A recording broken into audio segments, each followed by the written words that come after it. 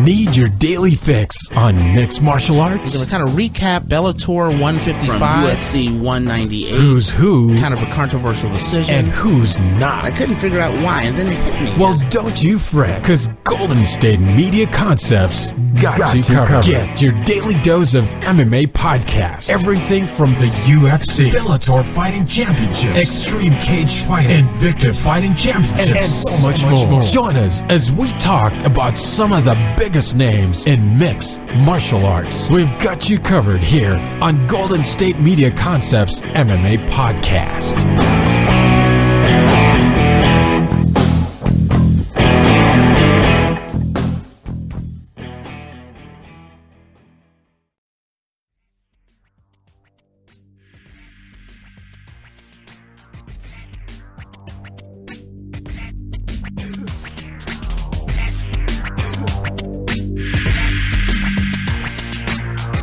All right, now, thank you for tuning in to the GSMC MMA podcast.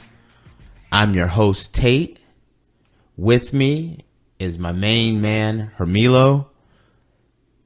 Man, Hermilo, you picked the perfect time to come a part of our team here. This is Conor Khabib week. How you doing, my friend? Doing great. How are you? I am doing fantastic. I am fired up for this show here. You've been watching everything, I'm assuming, right? Everything leading up to this? Oh, yeah. So, to give everybody a quick rundown, this is our UFC 228 preview show. Primarily, we're going to cover and talk about Khabib versus Conor. We're going to give our thoughts on the fight, how it's going to go, what we've seen so far at the open workouts, what we've seen so far in the press conference, what we've seen with the weigh-in. And if we have more time, we will also touch on a few other fights on this card. Preferably, we're definitely going to talk about the Tony Ferguson, Anthony Pettis fight. I have my one fight that is a little bit lower on the card, but I am super excited about. We're definitely going to talk about that Tanya Evinger Aspen Ladd fight. We may even touch on a little bit of the Black Beast and him and his fight. So we are ready to roll. So I'm going to let you start off, Hermilo. What has been the one thing that is, with everything that's going on, and I mean, like I said, the weigh-in, the open workout, the press conference, what have you seen experiencing this event of this magnitude? Conor taking the show. I mean, no doubt, Conor doing what he does best. His antics, talking smack. But at the same time, I was telling you earlier that during his media workout, I noticed that he's also very calm, very relaxed, and he seems happy. Conor is, the one thing when I watch Conor, I say, Conor's enjoying this. That's the one thing that I am getting from this. When I watch Conor at the press conference and everything, he's taking this very, very serious. You can tell he really wants to smash Khabib, as far as using his words, that he wants to win this fight. He wants to show that he can do the impossible. But it does seem like he's enjoying it, where at the press conference, at the first press conference in New York, at the open workout, Khabib seemed angry. And that concerns me. Did you get the same vibe that Khabib definitely seemed angry and affected by Conor's antics? Or do you think, because there's some people that say that Khabib has been quite calm through this. I don't see the calmness. I see a lot of anger and emotions. What do you see, Hermilo? I do see a little bit of it. I mean, you have to give credit to McGregor. I mean, he's been talking a lot about Khabib's, I think, manager, also talking about his father, his people. So I think to a certain degree, yeah, he's gotten a little bit under Khabib's head, but at the same time, it seems like Khabib is a mentally strong person. So I think he can handle it. I think he'll be very conscious about remaining calm and not letting McGregor get into his head. Okay. Now, see, this is the part where when I look at this is the thing that makes Conor so great. And that is, if you can get a fighter to be emotional, one of two things can happen. The first thing is a fighter will get over-aggressive, kind of like Jose Aldo did.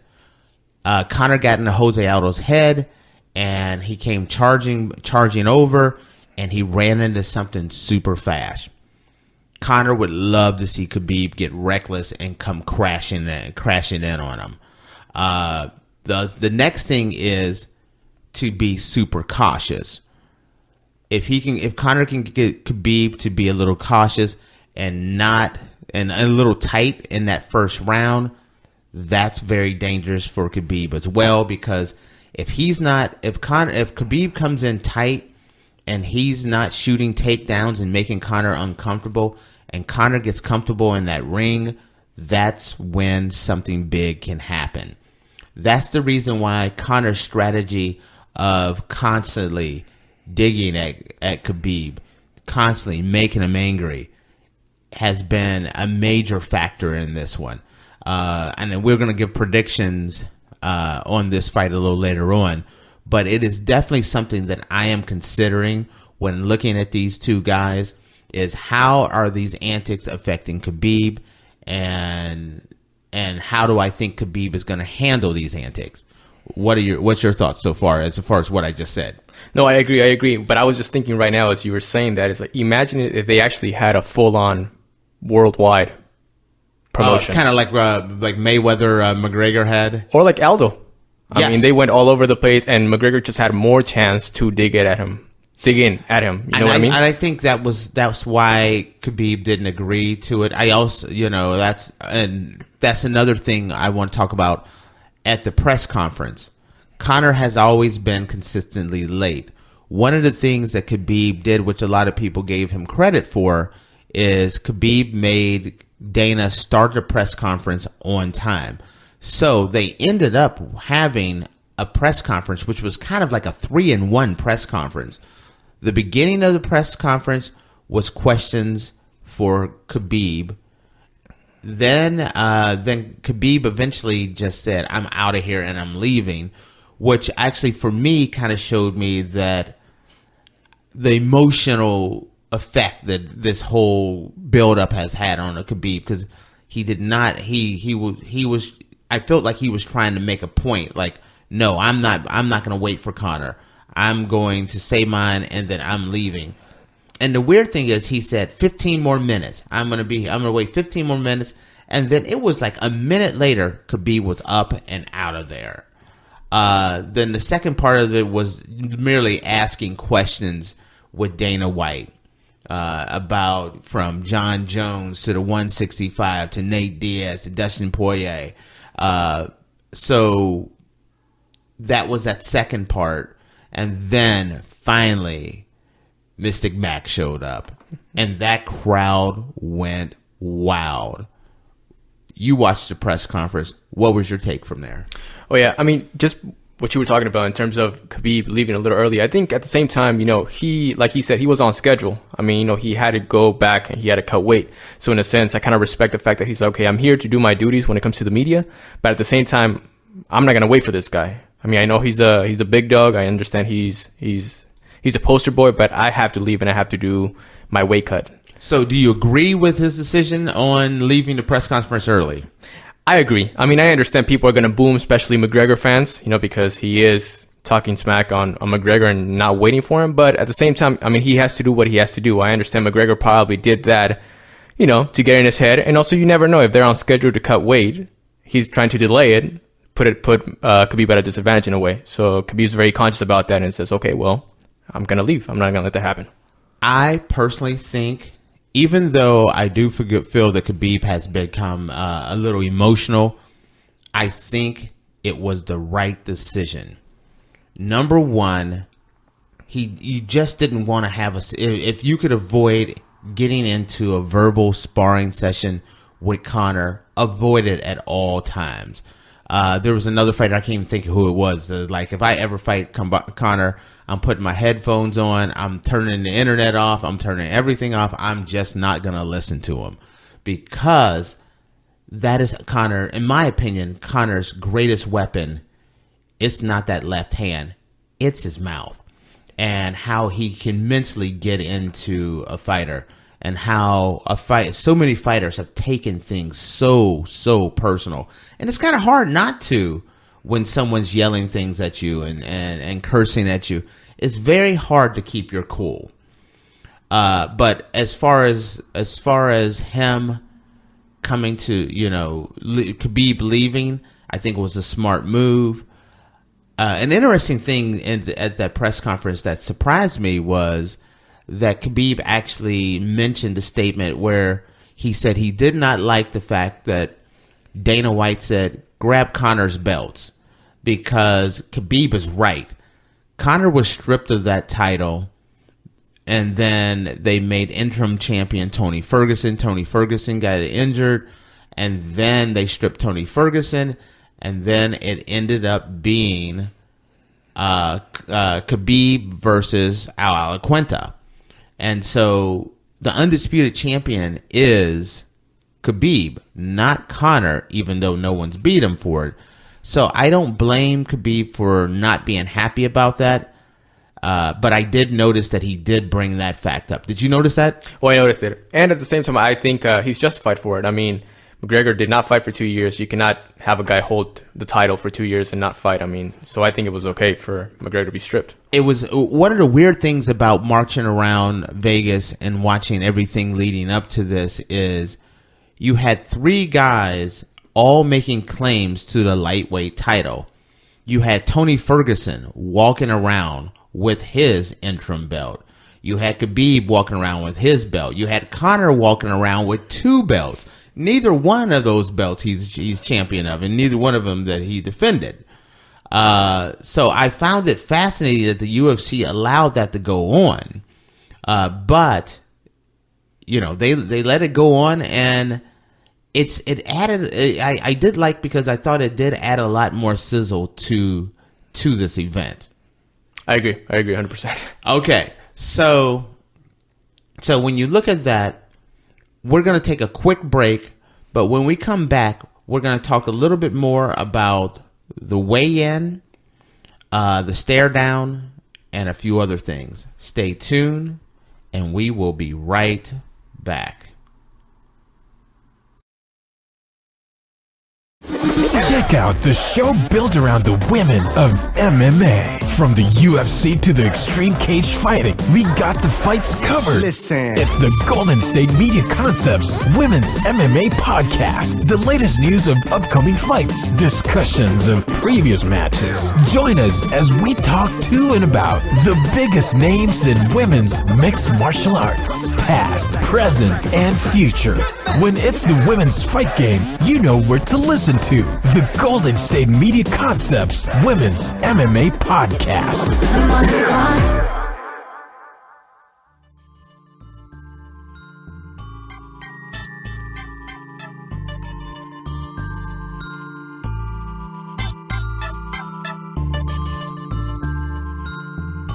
All right, we're back. I'm here with Hermilo, and we are talking about the Conor McGregor, Khabib Nurmagomedov, UFC 229. 29. No, it's UFC 229. Now you got to make sure. I'm almost positive it is UFC 229. 29, you're right. 229. You're a pay-per-view away, my friend. Edit. So it's just one of those things. It's okay. So now we're looking at this. We've been talking about the fight, and the question I have for you, because something that I noticed when you're looking at this event, and one of the things that's always been talked about is that you're going to have the Russian fans versus the Irish fans. And I don't believe this is the case. The Irish fans have come out in groves, and it is very, very obvious. But so far, I I really haven't seen a lot of the Russian fans that everyone was expecting. Have you noticed this? And what was your thoughts on that? That's what I thought, actually. When I was looking at the crowd, it seems like it's a pro-McGregor crowd. Oh, it is. By a landslide. I'm like, it doesn't seem that way. It is. Oh, yeah. It is an absolute fact that it is pretty much all Conor fans. You can't even hear the Khabib fans. Yeah. Yeah, I couldn't see anything. I was looking actually at the weigh-in really quick, and everybody, it seems like they all have Irish flags or they're all cheering for McGregor. I don't see a lot of Khabib fans, fortunately. Yeah, no. And that's one of the things, since you brought up the weigh-in, it's a good transition. One of the things that, we talked about, was it a good thing for Khabib to leave the press conference early? But one of the reasons why Khabib left early was because he really wanted to make sure he made weight. And Khabib has had some issues in the past making weight. Matter of fact, with Tony Ferguson once, they had to drop an event because Khabib ended up going to the hospital, and Tony Ferguson and Khabib never fought for the lightweight title. So the biggest concern and the reason why Tony Ferguson was on this card is just in case Khabib or Conor didn't make the fight, and injury. Something happened. Tony Ferguson was supposed to weigh in.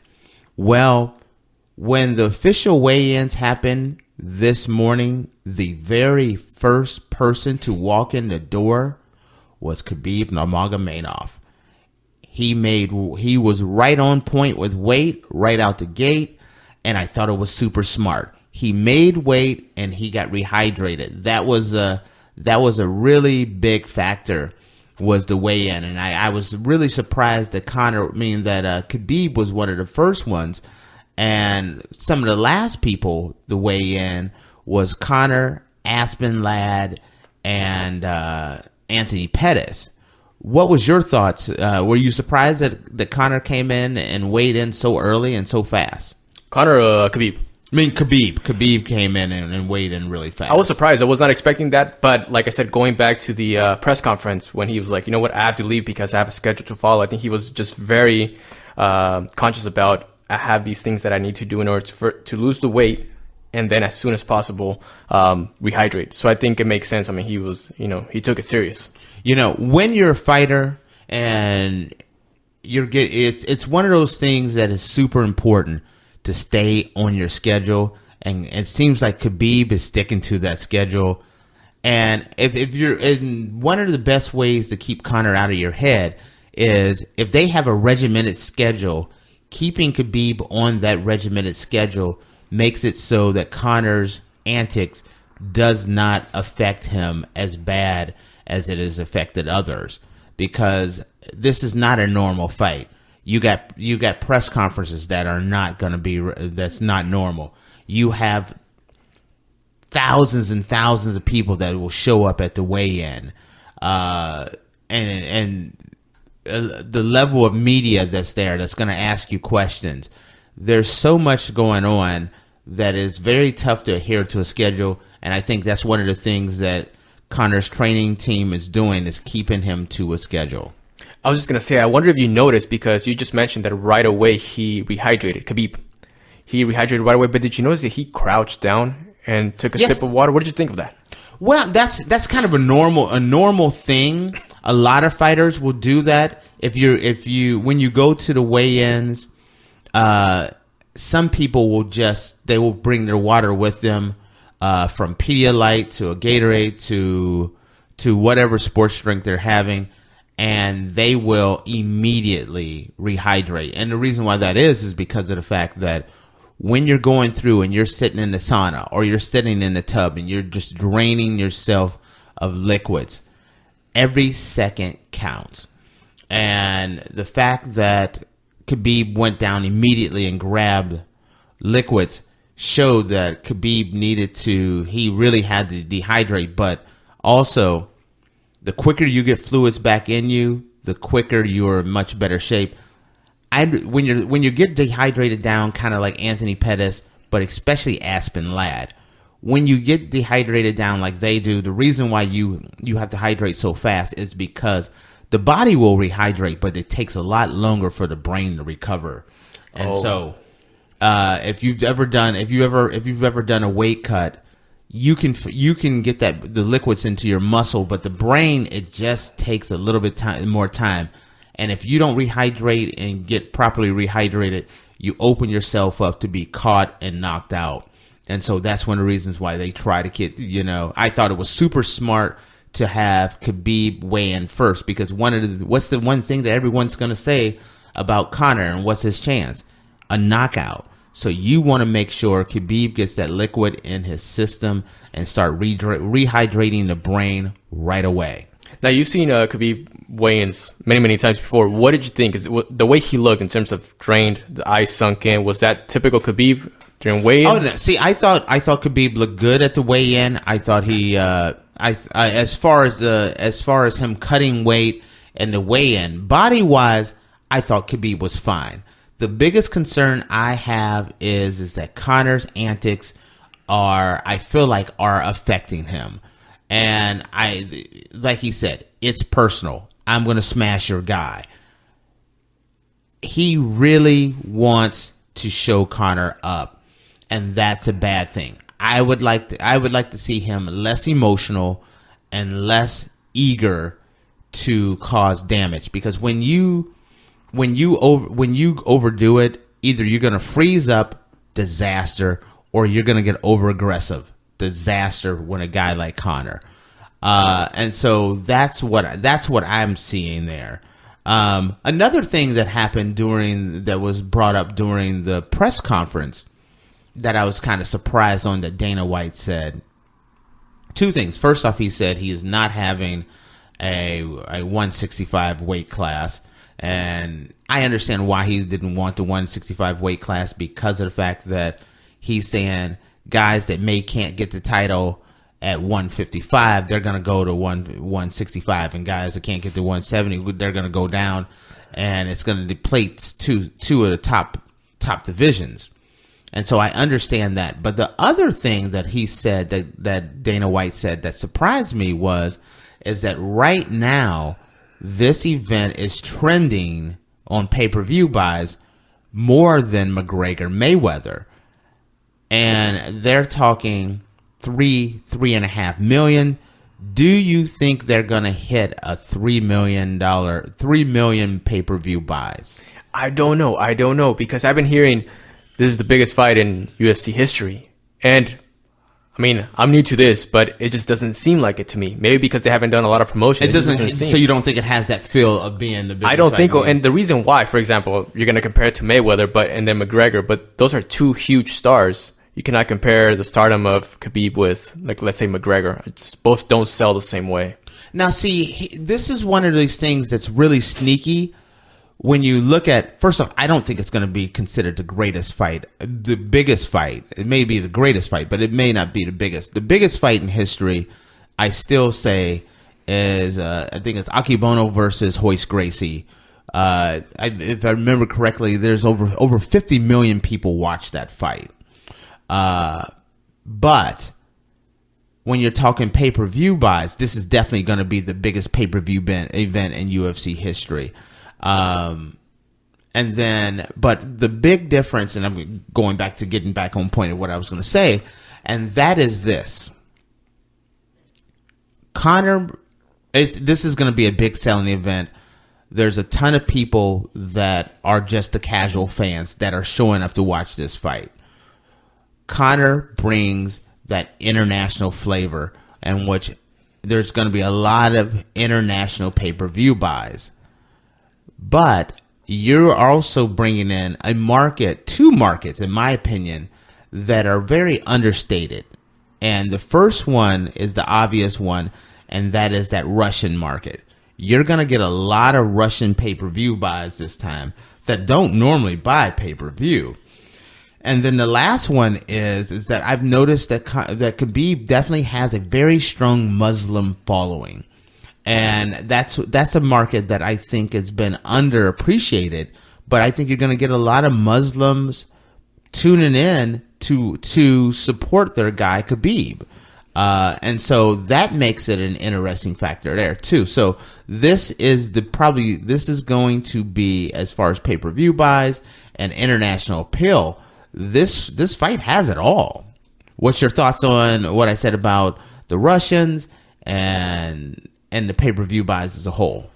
No, I that's a good point, actually. I didn't consider the fact what you're just talking about, the Muslim community all around the world. Yes. It's just not Russians. It's the Muslim community, which is huge. I mean, in the UK, all over Europe, it's an enormous community. And, they're not as vocal, but when you're there and you're looking around and you're looking at the workouts and you're looking at the press conference, there was a lot of people that it's hard to assume someone's Muslim, but when you look around and when you think stereotypical Muslim, you see a lot of Muslims there that are there and supporting Khabib. I didn't see as many Russians. I was expecting an enormous contingent of Russians just everywhere yelling for Khabib, but I didn't see it. But that doesn't mean they're not there. It doesn't mean they're not flying in tonight. It doesn't mean they're not driving in tonight. Tomorrow is going to be a madhouse. So you think it hits 4 million? Because Mayweather 4.3. Now see, okay. I still think like the original predictions of 2.5 million is what I'm thinking. The fact that Dana and Conor are talking 3.5 million, I just don't know about that. I'm predicting about a 2 million pay-per-view buy, which will still make it the biggest event in history. What about you? Yeah, I was just gonna say 2.5 sounds reasonable. Because how much did Nate and McGregor do? Oh crap! What was that? Was a good one. That was a pretty big one. You know what? We are going to go on a break, but when we come back, I'll give you those numbers of what are the largest pay-per-view buys in the history of MMA. That's a great question, and we have to go to break anyway. So when we come back, I'll have that, and we'll cover some more. Stay tuned. We'll be back.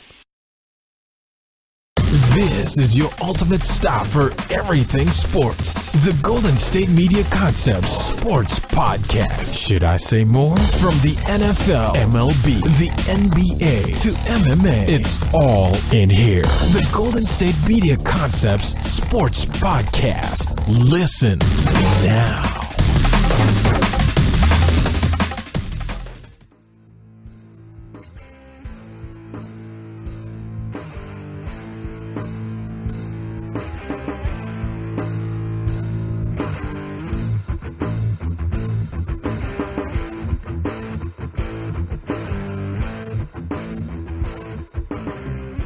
All right, we're back, and we're talking about that McGregor.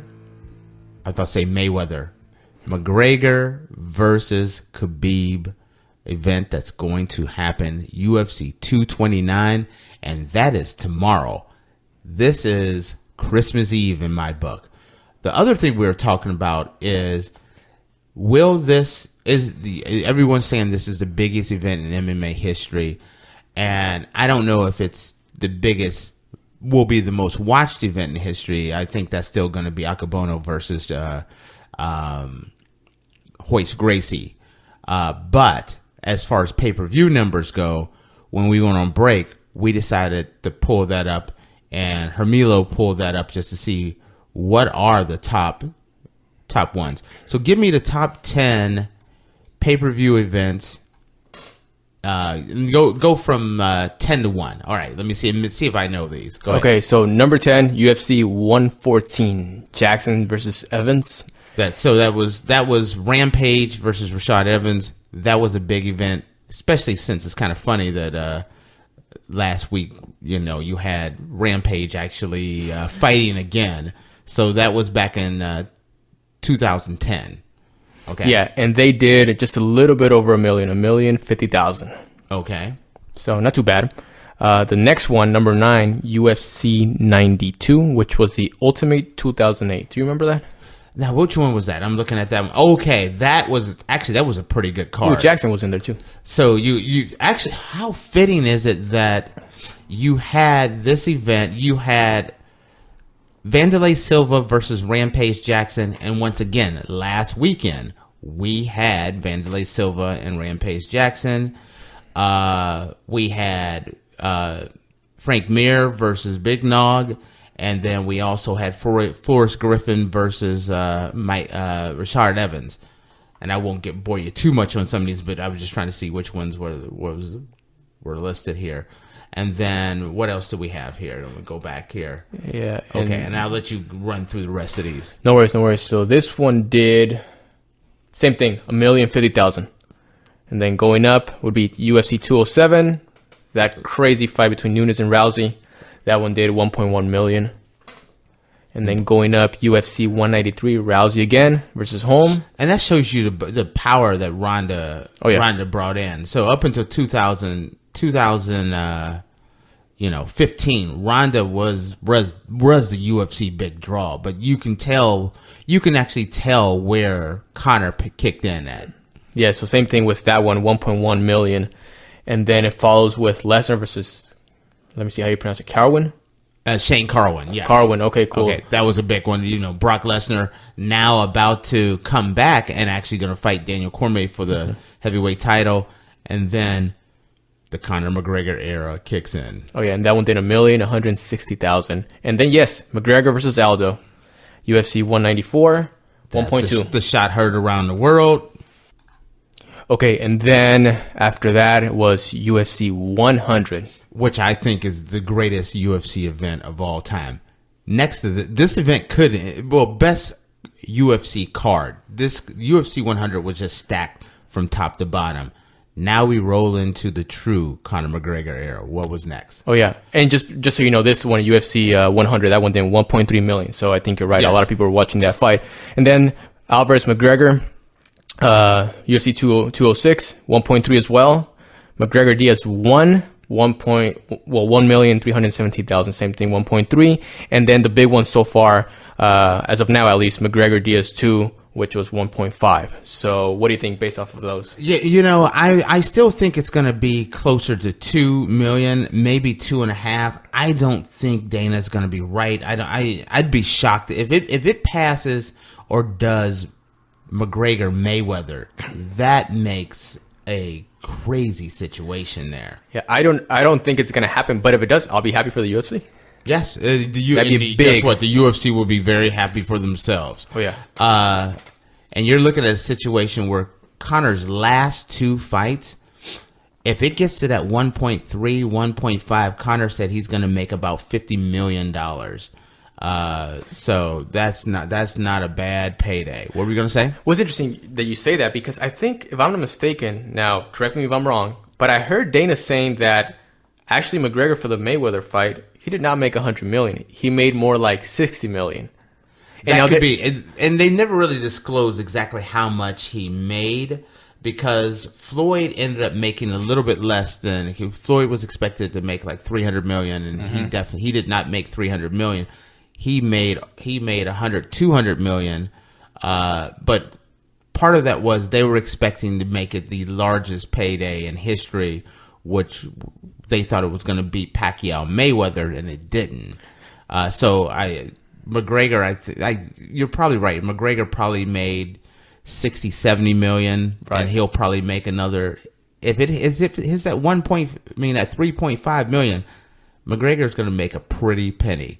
Because I was just going to say, because if he made 60 out of 4.3 million pay-per-view buys, 2.5, I don't think he'll make 50. No, I don't. 3.5, then yeah, but not. But McGregor was saying that 2.5 was that one.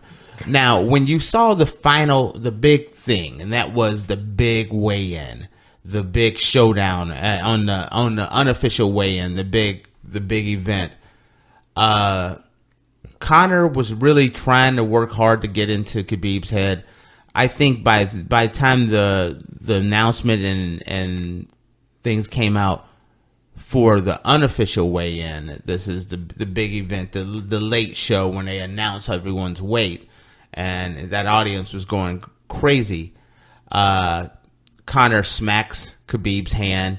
He throws a a kick, but it wasn't really meant to connect. It was just more for show.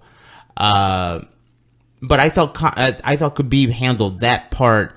He had finally started to settle down. What did you see on that last showdown?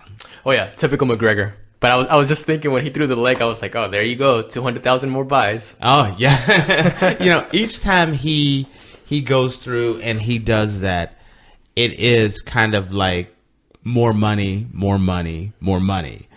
Now, when you're looking at this, both of us are very familiar with Conor and very familiar with Khabib. When you're looking at this, what is the key you think for Conor winning, and what do you think the key is for Khabib winning? Well, this is the thing. I think for Khabib, it's not so much whether he'll be able to get McGregor to the ground. I think based on what I've seen so far, it's just a matter of time. The question, I think, is going to be, can he do what he's been doing to everybody else, which once you get him to the ground, you keep him on the ground. McGregor's really smooth. He knows how to move well. He's not exactly a very good wrestler. He's not very good on the ground, but I think he has he's familiar with it enough that he knows how to maneuver it probably and possibly get out. So how do you who do you think, how do you think, if you're going to say Conor's going to win, how is he going to win? Or if you're saying Khabib's going to win, how is he going to win? Okay. McGregor, I think what most people have been saying is catches him with that left, knocks him out. Okay. I think two outcomes. One, Khabib gets knocked out, or McGregor just goes down and Khabib just mauls him and a UD. Okay. A what? UD. Oh, unanimous decision. Yeah. Okay. You got to clarify. You have some special terminology over here. I was like, wait a minute. It took me a second to realize that you were talking about unanimous decision. Unanimous decision. Okay. Now, when I look at this and I say the first thing I'll take Khabib.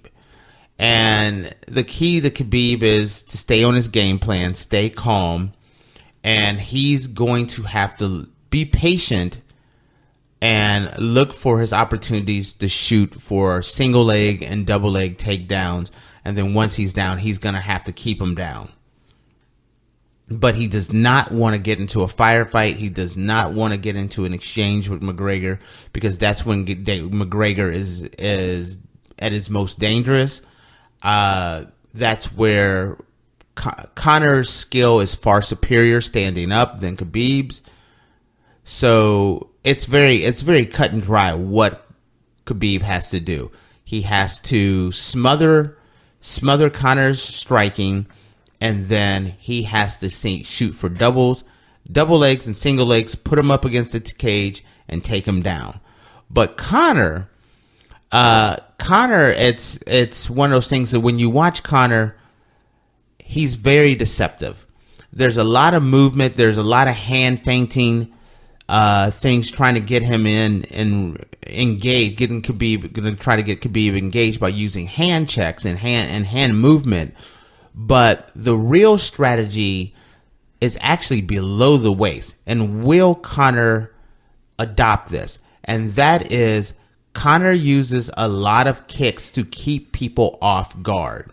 That means lead kicks, oblique kicks, push kicks, leg kicks, and those are to keep people honest.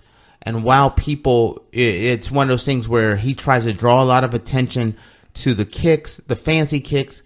He uses kicks as a rangefinder to keep distance there. But then the big weapon is that left hand. But he doesn't really fire that left hand that as often as people think. It's more a lot of little short kicks to the upper thigh, to the knee, to the lower part of the body, which kind of freezes his opponents. And Khabib is going to be no different. He's going to use a lot of oblique kicks, push kicks, lead kicks, and a lot of hand movements, with the hope of slowing Khabib down so that Khabib doesn't come rush him and smother him. So with that, as he's doing that, that's when Conor is very efficient and he throws that left hand. One of the things that I noticed early on with the very first press conference is that Khabib had a black eye. That showed me that Khabib has been working with a lot of southpaws, preparing for this fight. The thing that concerns me, though, most is the fact that, yes, it shows that he's working with southpaws, but if he's coming in with that black eye, that shows that there's been a southpaw or two that has actually laid hands on him a little bit.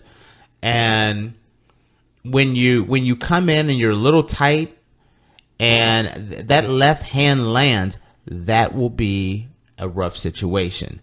Now, before we touch on to some of these other fights, give me your prediction.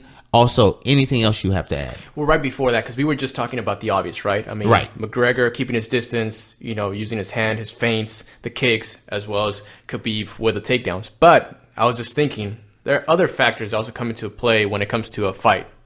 Now, one of them is Khabib's never been in a fight of this magnitude before. Oh no, that's a major factor. Another one, I agree. I think that's one of the reasons why I said Khabib has to stay on his game plan, and that's one of the things I'm very concerned about. Is one, he's very emotional. No one has been in an event like this except for Conor. And when you go into an event like this, you can freeze up or you can get over aggressive, and it can cost you. Oh yeah, it happens often. So that's the only thing that I've heard a lot of, especially fans of Khabib, state the obvious. Oh, he's just gonna take him down and maul him. But it's like, well, I mean, you never know because you're in the headlights. Yes. Another thing is that I think a lot of people have not thought about is the fact that a lot of people, from Chad Mendes all the way down, a lot of people have tried to take Conor down. Conor's takedown defense is a lot better than people think it is. And when you go back and you watch some of his fights, and I went back and I watched like his last 7 or 8 fights, there was a lot of situations where there was a lot of guys that shot in, all the way from Max Holloway to Chad Mendes. There was a lot of opportunities, and Conor was very successful stuffing the takedown. And when you watch Khabib and you watch his last 3 fights, very impressive wins they were. But one thing that I did notice is with Al Alaquinta and a couple other ones, people were able to stuff the takedown on him. And if Conor can stop from being taken down, you could have a long night for Khabib. So that was another thing I wanted to add. Anything else before we start making predictions? That'd be all. Let's go straight. All right. You want to go first? Hit me. I've been thinking about it, going back and forth. One day I'll be all about McGregor. The next day I'll be Khabib. I'm just going to go McGregor by knockout. Okay. What round and how? I think it's that left to start it off. I think that left is going to start it. And I'm just going to say probably 3rd or 4th round once Khabib's fatigued. Okay, I have been very vocal about this, and ever since this fight has been announced, that I thought Khabib has the best ground and pound of any fighter I've ever seen. Khabib has the ability to take you down and control you down. But when I went back and I watched these fights of the last few of Khabib's, one of the things, there's been a lot of punishment issued out. But all these guys made it out of the first, out of the second, out of the third. And even if Conor gets taken down, it's not a guarantee that it's a guarantee that Conor could get some punishment. But there's no guarantee that Conor is going to just get annihilated on the ground.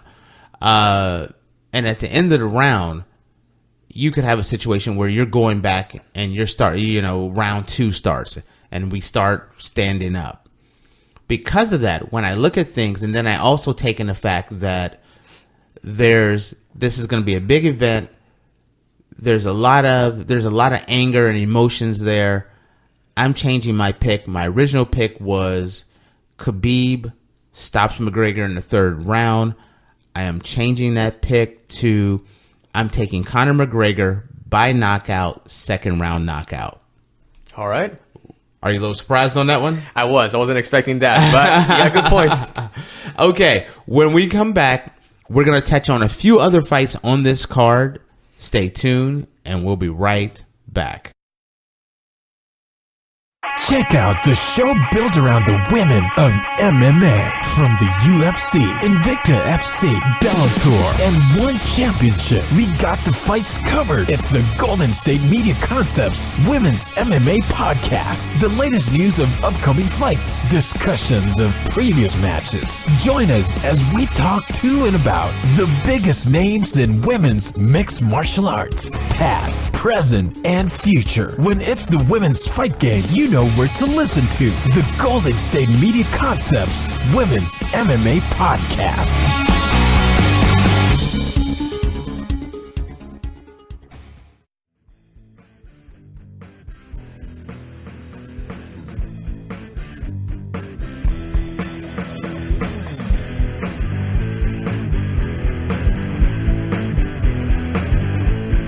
All right, we're back.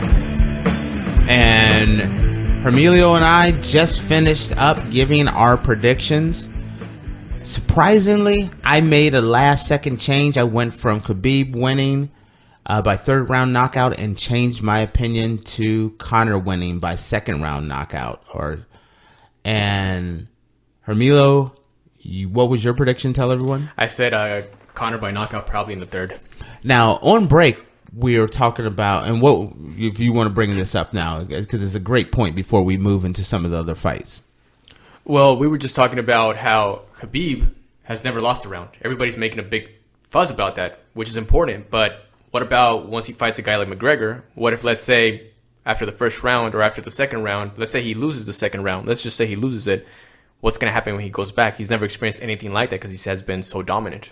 That is the reason why I changed my prediction from Khabib winning to Conor.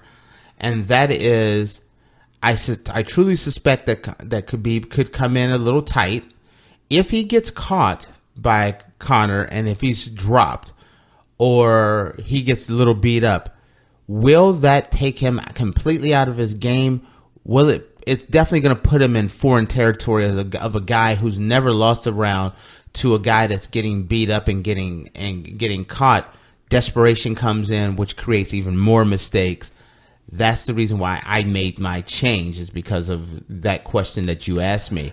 The sheer magnitude of the event, the fact that he doesn't know what it's like. No one knows what adversity will do to a guy. I often think about Francis Ngannou fighting Stipe and how Francis never really felt adversity, and he's not been the same since then. Well, now we got to. Khabib has never really experienced true adversity. How does he handle that? And so that's my big question. Now, we're going to move on from this event, which I know is kind of hard to do, and we're going to talk about a couple other fights that are on this card that I'm super excited about. The first one is that co-main event, Tony Ferguson versus Anthony Pettis. Who are you taking in this one for this particular event? I'm super excited about it. Tony Ferguson coming off of a knee injury, but Tony Ferguson has been like a showstopper this event. The interviews have been fun. He's been having a blast. Anthony Pettis seems like now he's back to being Showtime and actually is back fighting at a peak level. Who are you taking? I mean, Tony Ferguson looked very comfortable at the weigh-in. I'm going to say Tony. There's something about it. I just have a feeling. I'm trying to think about it in terms of like a technical point, but I just feel Tony might take it. I mean, obviously, as long as he doesn't go to the ground too often, as Pettis has pretty good jiu-jitsu. Now, see, I'm not even worried even if they go to the ground. I think Tony Ferguson is the superior fighter, standing up or on the ground. I'm taking Tony Ferguson to win. It was not lost on me that we've been trying to get Khabib and Tony Ferguson to actually show up at an event and actually make weight and not be injured. And they actually did it this time. Unfortunately, they're not fighting. They're fighting other people. But finally, we do have an event that both fighters actually made it to. So, but this is going to be, I think it's going to be a very good fight. I do think this is one of two title eliminators. I think if Tony Ferguson wins, then most likely he is the next one up.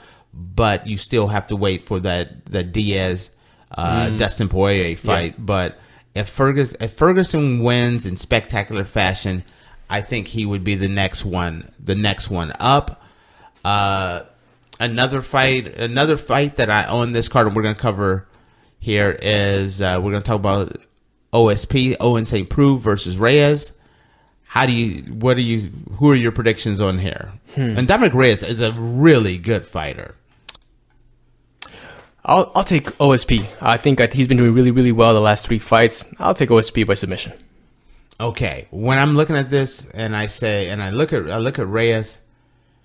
Reyes has been looking impressive since coming to the UFC, but I'm with you. I'm taking OSP to win by one way or another, some weird submission. I'm taking OSP. What about, let's see, another fight on this card?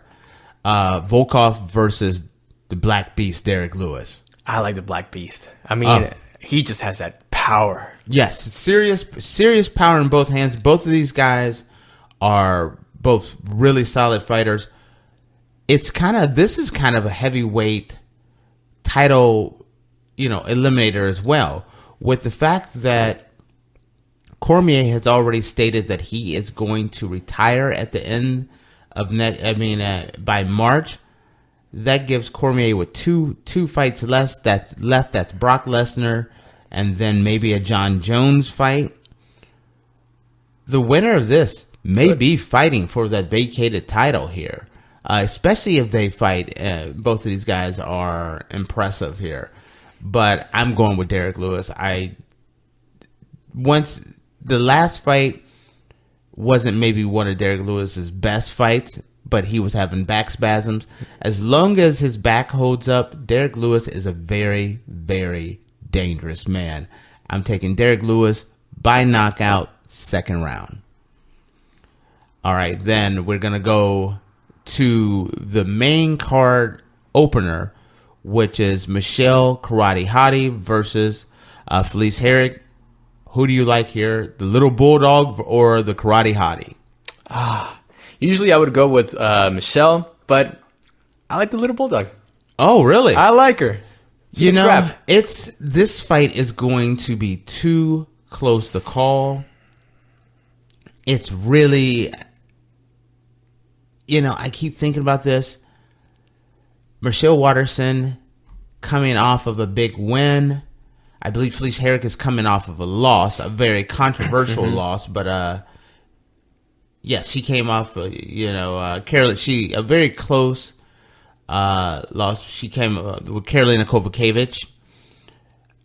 So when I look at this and I say, I keep looking at this, I'm going to take Felice Herrig to win a unanimous decision. Is there any other fight on this card that you wanted to talk about? Let me see. Trying to look at the prelims.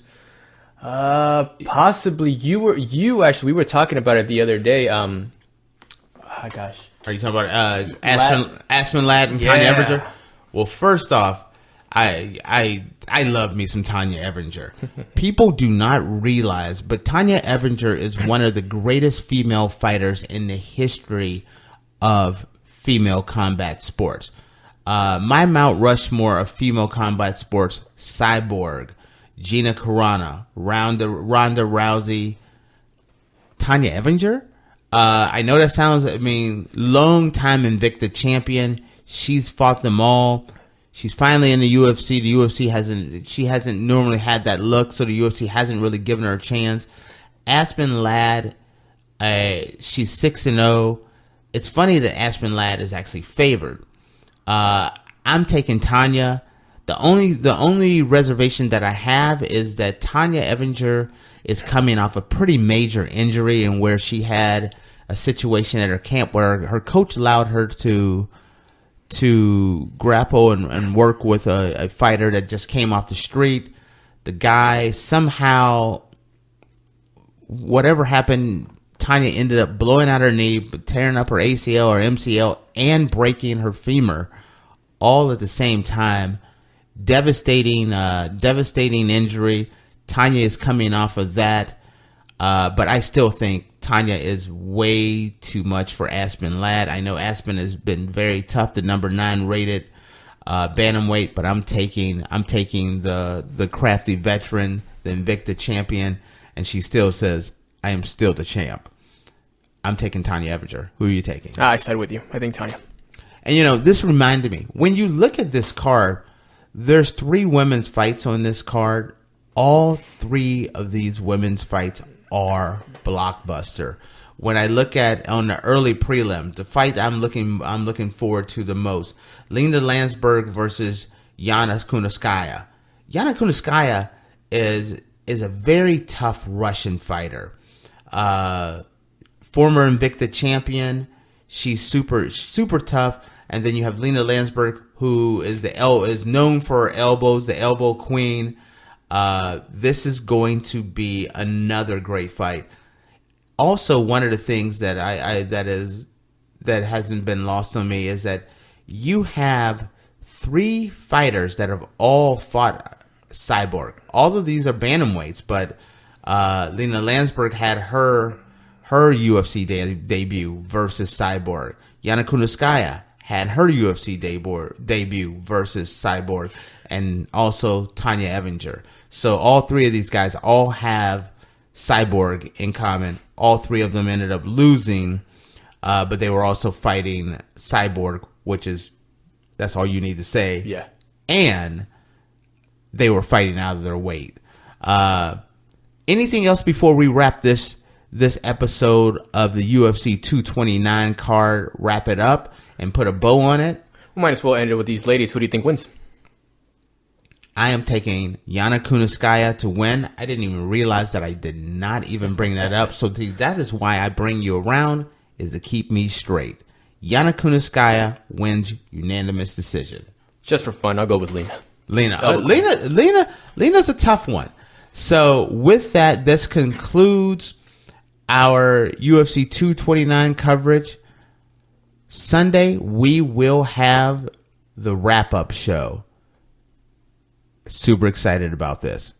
With that, to all, have a good night. You've been listening to the Golden State Media Concepts MMA Podcast, part of the Golden State Media Concepts Podcast Network. You can find this show and others like it at www.gsmcpodcast.com. Download our podcast on iTunes, Stitcher, SoundCloud, and Google Play. Just type in GSMC to find all the shows from the Golden State Media Concepts Podcast Network. From movies to music, from sports to entertainment, and even weird news. You can also follow us on Twitter and on Facebook.